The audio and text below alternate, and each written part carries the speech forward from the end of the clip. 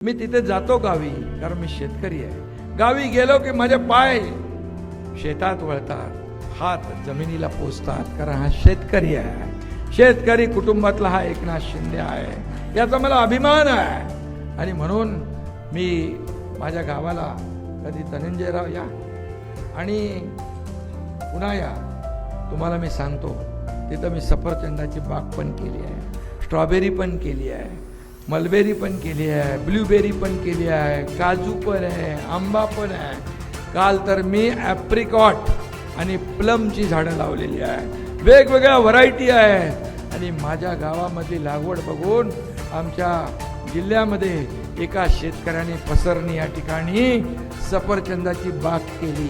सफरचंदाची बाग करून थांबला नाही, तर त्याने 30,000 रोपं देखील तयार केली.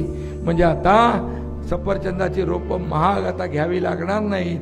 त्यांनी केलेली कमी दरामधली रोपं शेतकऱ्यांना मिळतील.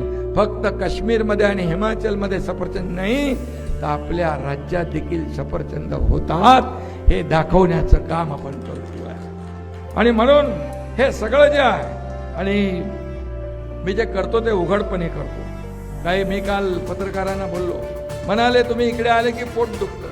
वेळेला आता इतकी झाडं मी लावलेली आहे, आता पोटदुखीसाठी देखील एक झाड लावणार आहे मी, पोटदुखी दूर होण्यासाठी.